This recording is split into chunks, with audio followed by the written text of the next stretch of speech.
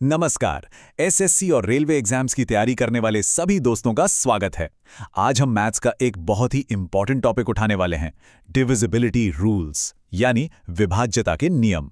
हम मिलकर कुछ बहुत जरूरी सवाल सॉल्व करेंगे और हाँ, ऐसी ट्रिक्स भी सीखेंगे जो एग्जाम में आपका कीमती समय बचाएंगी। तो फिर देर किस बात की, चलिए शुरू करते हैं।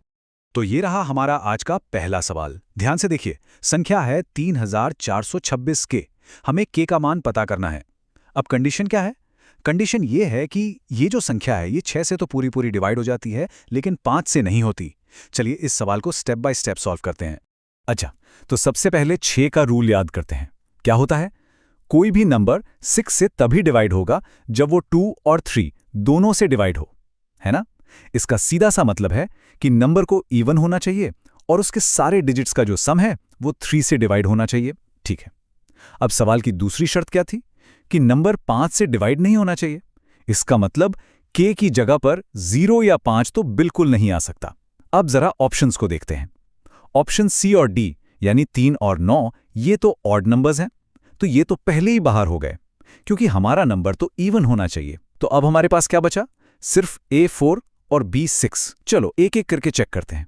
अगर के की जगह 4 रखते हैं तो सम क्या बनेगा? 3 + 4 + 2 + 6 + 4, ये हुआ 19। और 19 तो 3 से डिवाइड नहीं होता, तो ये भी गलत है। अब आखिरी ऑप्शन k = 6 रखकर देखते हैं। सम होगा 3 + 4 + 2 + 6 + 6, जो होता है 21। और 21 तो 3 से परफेक्टली डिवाइड होता है, तो हमारा सही जवाब मिल गया ऑप्शन बी 6। चलिए अब आगे बढ़ते हैं अपने अगले सेक्शन की तरफ। देखिए, इसमें हम 3, 6 और 9 के रूल्स पर खास ध्यान देंगे। क्यों? क्योंकि एग्जाम्स में सबसे ज्यादा सवाल, आप यकीन मानिए, इन्हीं रूल से आते हैं, तो इनको मास्टर करना तो बहुत ही जरूरी है। तो ये रहा हमारा अगला सवाल। संख्या है 436p5 और हमें बताया गया है कि ये 3 से डिविजिबल है। अब हमें p की मैक्सिमम वैल्यू मतलब सबसे बड़ी वैल्यू बतानी है। और हाँ, ये ध्यान रखना है कि p सिर्फ एक सिंगल डिजिट ही हो सकता है। 3 का रूल तो हम सबको पता है, बहुत सिंपल है।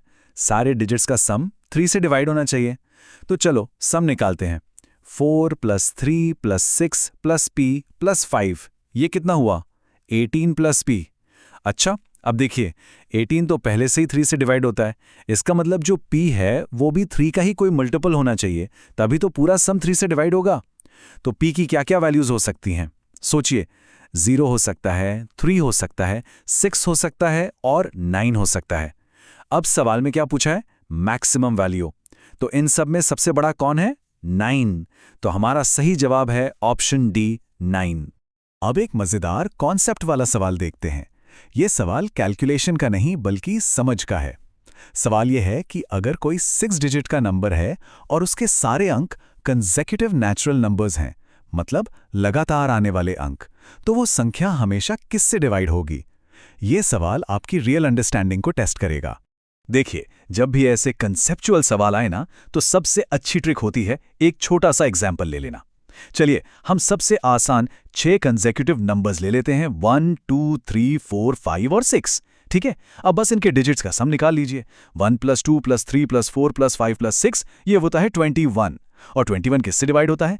3 से। तो इसका मतलब वो संख्या हमेशा 3 से डिविजिबल होगी। आप चाहें तो कोई और 6 कंसेक्यूटिव नंबर्स लेकर भी चेक कर सकते हैं, जैसे 2, 3, 4, 5, 6 और 7। उनका सम भी हमेशा 3 से डिवाइड होगा। ये ट्रिक याद रखिएगा, ये ऐसे सवालों को सेकंड्स में सॉल्व करवा देती है। तो हमारा सही जवाब है ऑप्शन डी 3। बहुत बढ़िया, अब तक सब समझ आ रहा है?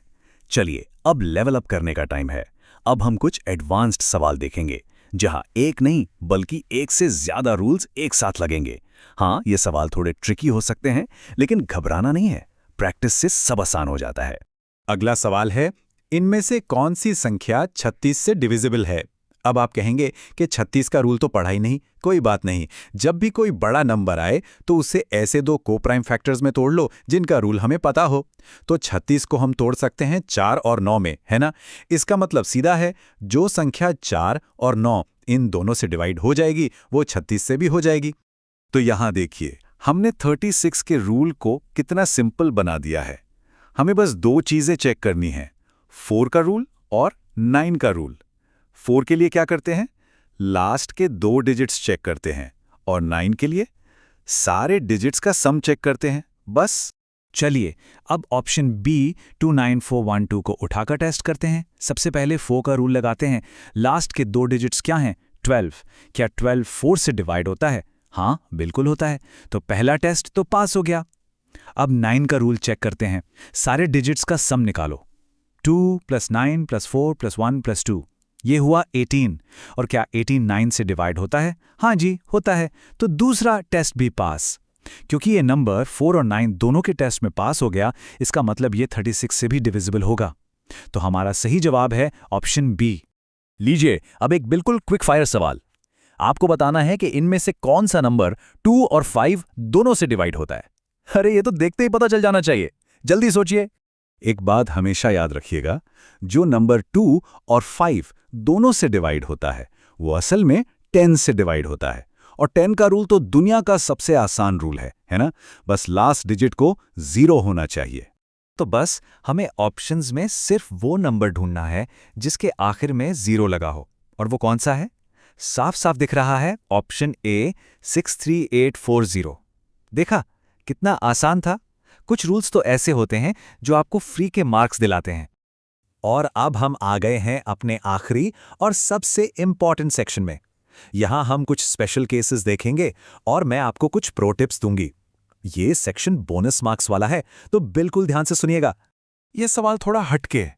इसमें हमसे पूछा है कि पहले 12 नेचुरल नंबर्स के सम को यानी योग को इनमें से कौन सी संख्या डिवाइड करेगी। तो मतलब इसमें 2 स्टेप्स हैं, पहले सम निकालना है, फिर डिविजिबिलिटी चेक करनी है।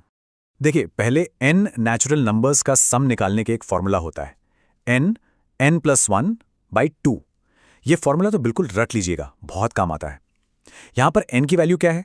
12। तो फॉर्मूला में रखते हैं 12 गुणा 12 + 1 और उसको 2 से डिवाइड कर देंगे। ये हुआ 12 गुणा 13/2। 2 से 12 कट गया, बचा 6। तो 6 गुणा 13 कितना होता है? 88। अब बस ये चेक करना है कि 88 ऑप्शंस में से किस से डिवाइड होता है। और साफ दिख रहा है कि 88 डिवाइडेड बाय 6 होता है 13। तो हमारा सही जवाब है ऑप्शन ए 6। तो चलिए जाने से पहले आज के सारे प्रो टिप्स को फटाफट रिवाइज कर लेते हैं। पहला, बड़े नंबर्स के लिए कोप्राइम फैक्टर्स का यूज करना है। दूसरा, कंसेप्चुअल सवालों में घबराना नहीं है, एक छोटा सा एग्जाम्पल लेना है। तीसरा, एलिमिनेशन मेथड आपका सबसे अच्छा दोस्त है, ऑड इवन चेक करके ऑप्शंस को हटाते जाओ। और चौथा और सबसे जरूरी, 3 और 9 के रूल्स पर अपनी पकड़ मजबूत कर लो, क्योंकि ये सबसे ज्यादा पूछे जाते हैं। मुझे उम्मीद है कि आज की इस क्लास के बाद डिविजिबिलिटी रूल्स का डर आपके मन से निकल गया होगा और अब आप एग्जाम में ऐसे सवालों को बहुत तेजी से सॉल्व कर पाएंगे। अगर आप चाहते हैं कि हम ऐसे ही और टॉपिक्स पर मजेदार ट्रिक्स लेकर आएं, तो हमें कमेंट्स में जरूर बताइएगा। और हाँ, चैनल को सब्सक्राइब करना बिल्कुल मत भूलिएगा। मिलते हैं अगली बार एक नए टॉपिक के साथ।